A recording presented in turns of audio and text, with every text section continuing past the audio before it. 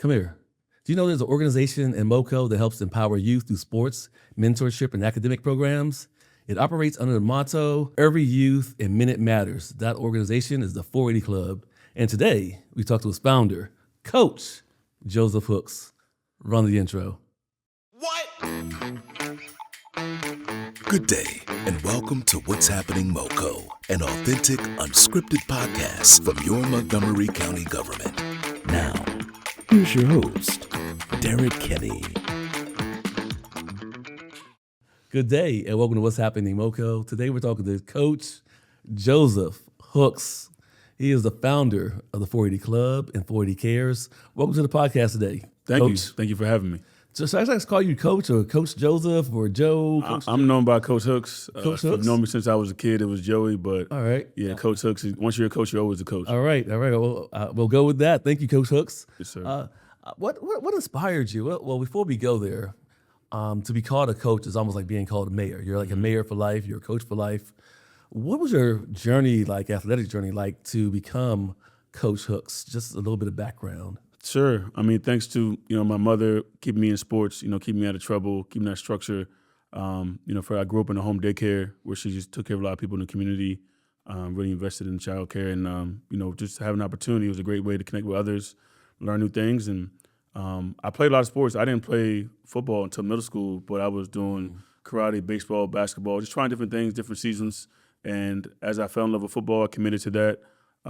Grew up playing Montgomery Village Chiefs, a very prestigious organization where a lot of guys that came out like Stephon Diggs, Oh wow. Trayvon Diggs, Addison, Caden Prather. So So is that like a affiliated with school? Is that a different? no, it's program? just grassroots. Actually, lasted about 50 years. It just recently kind of took a pause. They're trying to I guess remix it up a little bit. But I was proud to play there. Played in high school and college, and I went back to Fantastic. coach for 10 years.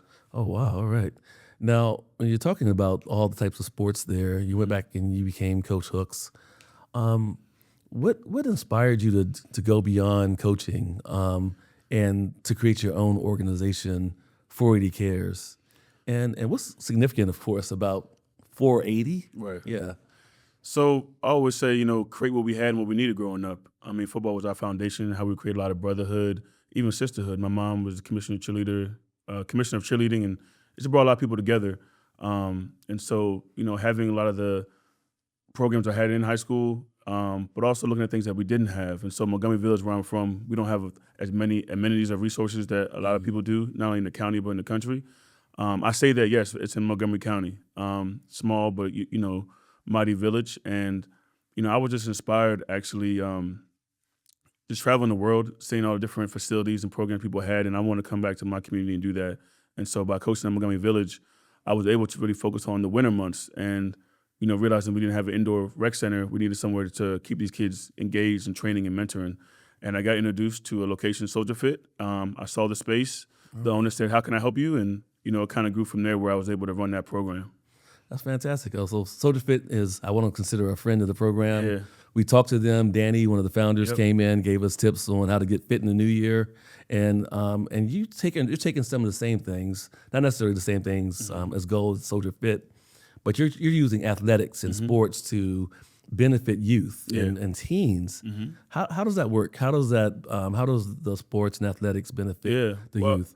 I first say 40 Club was the amount of minutes I first spent in my very first program. Oh, And so growing up, this is a story. My mom for Christmas, every year, just to seem, richer, she'd make $100 into 101s. okay. And that's how she made it, something small to be bigger. And I would look at more dollars instead of a $100 bill. Right. So when I had the program, we had it 2 days a week for 1 hour for a month. So I needed to find a name. I created an LLC just for liability. And Right, yeah. I started thinking, well, we're getting stronger. And I was like, 180, 360. And I was like, oh, it equals 480 minutes. Okay. So if you tell a kid 8 hours or 480, what sounds bigger? Yeah, 480. 480. Bigger, yeah. So I was like, 40 sounded really strong. We're working on the body and the mind. Right. And I kept that name for the amount of minutes we spent in my first program. I never changed it to stay rooted. All right. And so you were born in Montgomery County. No, actually, I was born in upstate New York. Oh, wow. Came down to okay. Montgomery County when I was 3. Oh, wow. So I am New York on my passport, but I'm a native. I grew up, my hometown is Montgomery County, Montgomery Village. And like I was going to say with the sports, my mom used to hide the medicine in the applesauce. So you want to give kids and youth what they need, but also what they want at the same time. All right. What are some of the programs? Before that, though, I have a question for you. It's a very serious question. You're a football, I want to say a football expert, and there's this controversy in the area amongst locals. There's two great teams in the area. Well, Great? What's great? and Only there's the Commanders would say something right there. there's the Ravens and there's the Commanders, of course. Now, I'm not asking you to pick sides, I but pick. what do you think about the football culture in the Washington D.C. area now? First, it's exciting. We grew up, seeing the Redskins. I'm a '80s baby, so we saw a little bit of the last, prestige times. But it's good to have two different ways you can go and see a good football game. Hopefully, Maryland catches up with that. But Baltimore, you can't go wrong. Good defense, good football. You got Lamar Jackson MVP, and then you got the upcoming Jaden Daniels and the Commanders, and them coming back home to DC. It's really great because I don't like driving to PG, so I think being closer to the cities is good for the kids in the community to have two NFL teams. Because you can go to a lot of states where they don't have any. Right. So I think we're blessed to have those two programs on a high. Awesome. And speaking of programs, the 480 program, the 480 business, which I want to applaud you on having your own business, and also having programs that benefit the youth. What are some of the programs that you have, and what are some of the characteristics of each program for people that might want to participate? Sure. Well, just like I said, historically, 480 Club started with a free and accessible indoor training during the winter months. Free? Yeah. All right. Yeah. I will say the very first year, shout out to the parents, we kind of split the cost for rental. So 40 Club as a business, I always had a nonprofit approach. I still to this day never take a check or cash from people. I get funding or contracts to deliver services. Oh, wow. So I don't charge for anything I do. Sometimes people are shocked. And so I've grown from there. I've done some work in the schools, MCPS. We've served at 5 school-based wellness centers, providing youth development and case management. But since then, right now, currently, I have 4 core programs. One is my student ambassador mentoring program, where I have student athletes get paid and trained to become mentors to younger grassroots youth football players. The second is I do a lot of out-of-school time events with like free clinics during non-school days and weekends and evenings to kind of fill the gap. The third is a soccer program I do in an apartment complex I'm really proud about. And then the fourth, I do a Kids Fit program at 2 rec centers where we teach the kid fitness and teach them healthy nutrition. So just ways to really use out-of-school time, use sport, and definitely with a youth development lens. All right. So let's take this from the broad or the macro levels down to the personal level. You've been working with 480 since 2014. You've had several iterations of children that come through. What are some of the stories that you can share, success stories with young people, but not sharing too much identifying information, but just some examples of how kids benefited from the program? Yeah, I mean, on a strength-based approach, leaders creating other leaders. I mean, many people who've been in my program are now in position or positions, not only either working for me or in the county, in the school system or county government. Shout out wellness trainers, shout out Street Outreach Network. I mean, I think a real leader and a real program sets up other leaders to do that. And, coach. Many of them are now coaching back at the youth league. So we want to create that legacy of and be able to live to see it. So that's successful, is creating other leaders. Secondly, I would say, when you're asked to come back, when you're asked to serve more, a lot of kids, have made it to become successful fathers, go to college, and even to the pros. And start their own thing. I think it's all about being that example for them, that you can start small and build something to nothing. But also I would say, one thing that's really personal is, I've referred some kids, let's say, to get mental health services, and maybe they haven't accepted it or received it yet, but they come back and say, I just want to talk to you, Coach Hooks. And so just being someone that they can trust and lean on and then, plant that seed to receive services have been something that I don't take lightly because I know, we could be the last bridge to some of the great things that we do offer in Montgomery County. Wow. You mentioned mental health support. How do you see, and this is not necessarily a qualified portrayal or characterization of how things are, but what is the state of our young men? I know there's been a lot of studies about the state of underserved youth, African American youth in some cases, Latino youth. What do you think are some of the challenges that youth are facing these days? Yeah, I mean, for all of us, I would say technology, social media. There's a lot out there that they can get into and not get into, very accessible. Just not having the right information. There's a lot more, I guess, recreational things they can, get into too. There's really, the vaping, a lot of going on with the opioids.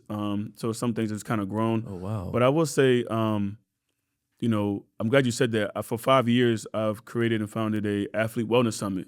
Okay. And I will say the student athlete, we're not immune. We actually have a lot of pressures and resources that are needed. And sometimes we don't step up because we grew up where we were saying, tough it out, don't cry, don't say nothing. Yeah, rub some dirt in it. Yeah, it's still a need for representation. I would say there's still a stigma.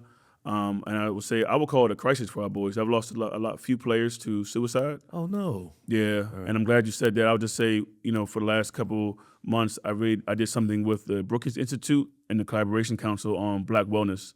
Okay. And I was able to have Dr. Bridges and Dr. Davis attend to kind of learn about some of those findings. Oh, fantastic. Now, you mentioned several partners over the course of our conversation so far. Mm-hmm. How important is it for those type of partnerships to support the cause or the mission of the 480 Club and the 480 Cares? It's integral because I don't have a center.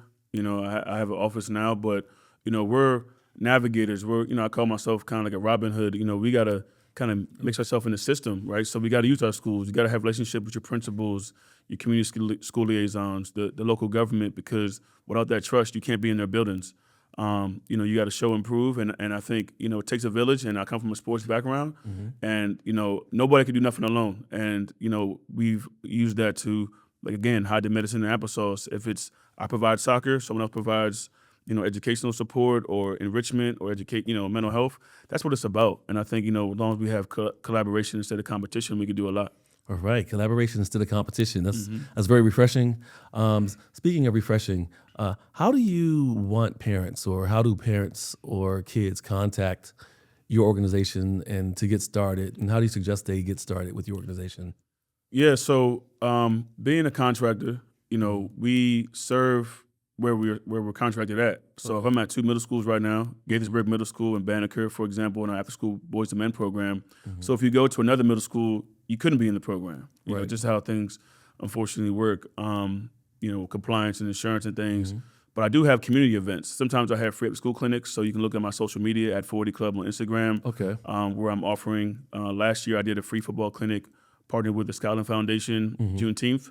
So we do have community events, but a lot of my intentional youth development programs are, school-based, location-based, based on the need, specifically Montgomery Village and that part of the county. That's great. Now, you mentioned that you've partnered with schools, or they'll contract with you. How do these schools or other programs establish partnerships or contract with your organization? Yeah, a lot of them will reach out via email, then we'll have a phone call. I think it comes down to the funding source. I partner, out of school time, Montgomery Public Schools with Jennifer Strobel's great. DHHS, Luis Cardona's team. So, it's not, I've been doing this for 12 years, most of them 6 months. So, I try to be very open-minded, but also strategic, getting to know the sites. And so, I'm always down for a conversation and see what's opportunities. So things have come and go, but consistency is key, especially when it comes to mentoring and the things that we do. So, I believe I'm, reachable, and, I always say if anything's positive, it's possible. Right. And so the kids at those schools, do they just sign up for it, or what is their approach to? Or yeah, so we'll have staff, luckily either in the building or come after school, and we work with the school, counselor or, stuff to take recommendations or referrals. They put it out on their newsletters. So we try to usually be very visible. We know social media, flyers, QR codes, going to back to school nights, and, a lot of these wellness days. So definitely we make sure that all that stuff is out there. And, we do orientation interest meetings, and, parents sign them up. We meet with the parents to kind of, get that permission, and we kind of rock and roll. All right. And you mentioned social media. I've noticed you have a strong social media presence. As a matter of fact, one of the ways that we first became aware of 480 is through a DM via, I think it was Instagram. Yeah. And I was like, wow, this is a great organization. A sharp young man leading the organization. What type of communications do you invite via social media, and how do people connect with you via social media? Yeah, I mean, my page is open. You know, I take a DM or I'll follow and show love and share as well. So I run my social media. Don't have that. You know, I wish I had an intern for that. But Right. you know, I think it's very important to be grounded and be communicate, be able to screen and scan our youth and then staying in tune what's going on. Right. So Instagram is definitely heavy. I'm on LinkedIn. You know, I have a Facebook page, so I follow a lot of people when people follow me. So you know, it's all about sharing positivity, and I think one thing leads to another, and the best referral is just a word of mouth and just people sharing and showing what you do. All right. Now, as you continue to exist in Montgomery County, and kudos again for being a Montgomery County-based business and organization, and of course helping underserved youth, which is one of the challenges that I've heard expressed by not only public officials, but also employees that serve the needs of the people and residents of the county. How did you find that to be your niche audience for your organization, and then what impression do you want to leave with students or the people that have come to your program? A couple things. If you solve a problem, you have a business. I saw a problem. Yeah. I saw a problem where I'm from. I saw a problem with who's helping those that not only look like me and have been through what I've been through.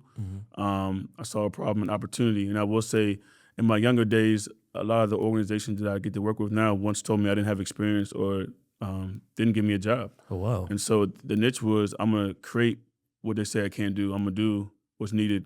And, I take that with positive, pride. Yeah. But then so to be an example for these kids, I tell them, you all can start a business. You all can be a business. Right. And, I did this for free before that with nothing and free. And I think it's just show and improve, failing fast, being your passions. And if you do that, some opportunities, because as a funder has once told me, shout out to Carol Trewick Foundation and Bethesda, somebody's always watching. Yeah. And so just do the good work and the good opportunities will come.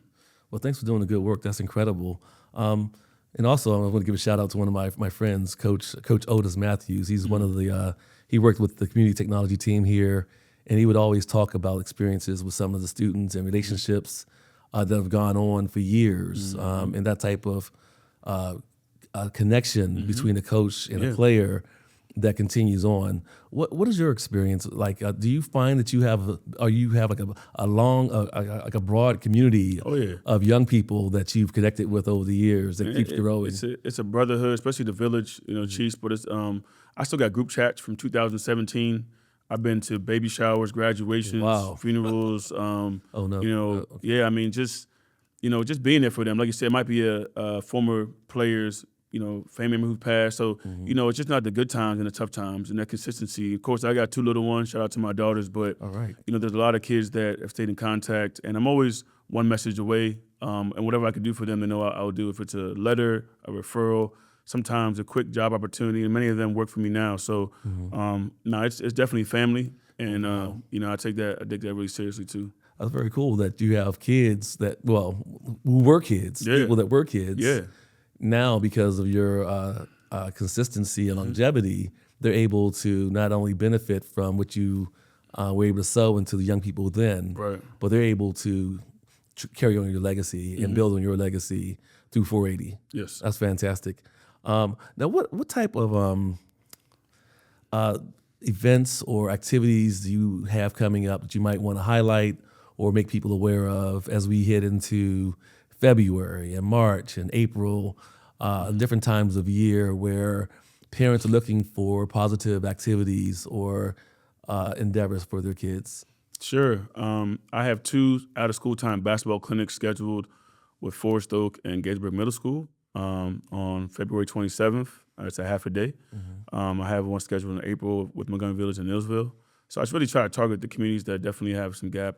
I do run a 7-on-7 program as well. I have kids from all over the county, from Bethesda to Watkins Mill. Now, for people that aren't aware, what's a 7-on-7? 7-on-7 is like 2-in-touch football. Okay. Non-contact, but it's a free, opportunity to bring, not only brotherhood and development, and we play in some local tournaments. We even travel to some colleges. So I'm headed down to Myrtle Beach February 14th with about 20 men, and from all different high schools. Oh, all over wow. the county. Yeah, so something I do every year. Kind of like an all-star team. Yeah, in the county. yeah, but it's also a brotherhood, and we get to see colleges. Shout out to Coastal Carolina, and I've done that since 2017. Okay. So just different ways, but hopefully, maybe we come back with a free football clinic on Juneteenth with the Scotland Foundation. We did it at Churchill last year, so definitely follow me on Instagram. Anything that's public and available, be a flyer or some way to contact me and sign up. Fantastic. As we hit on to wrapping things up, what is something that you'd like to leave out there? And I kind of want to ask this question, and it's kind of a painful question.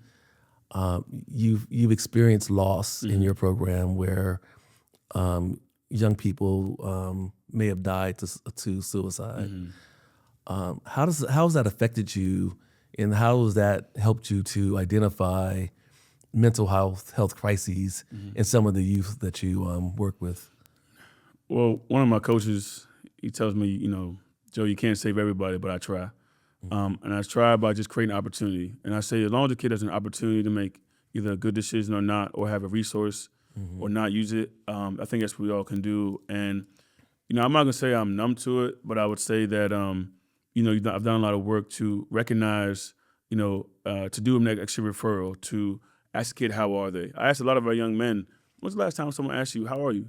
Not to do something, but just how are you? Right. Not how is your grades or how are your stats, but just how are you? Right. And a lot of them say it might go 2 to 3 weeks before someone has asked them that. Oh my gosh. And so, I'm also just an advocate. I do a lot of testimony on, getting underrepresented or more representation in the school buildings and programs so that we can impact through social work and mental health, but also just being a partner, so been really blessed to, work within the schools and organizations to, hey, check on this kid, or this kid hasn't been showing up, we're not saying too much, so definitely always staying in loop of trainings to stay informed, but having that communication, having a safe space where kids can kind of, talk to you on the side, and either or assistant coach is very key, because kids sometimes, just really sheltered, and we got to create those opportunities where they can feel a way to communicate. And that's not always verbal, right? And so, just being aware, right, and just actually having younger people on my team, because, my generation is kind of moving up.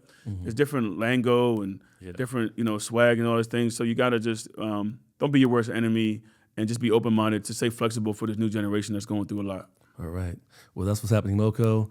Thank you for all that you do for the young people, and also for, of course, we really, really, really love to support Montgomery County-based businesses and residents that are worthy of the spotlight, the What's Happening MoCo spotlight, like yourself, the resident, business owner, outreach specialist, helping underserved communities, all the things we love to see in Montgomery County, Maryland. And that's What's Happening MoCo. Please like, share, subscribe, and reach out to Coach Hooks and see if you can partner with, support, or help further the good work of the 480 Cares and 480 Club. Well, thank you. Glad to be on here, and I hope everybody takes a look and follows what's happening on MoCo. All right. Thanks. Thanks for listening to What's Happening MoCo. Please subscribe via your favorite podcasting platform and follow us on Facebook.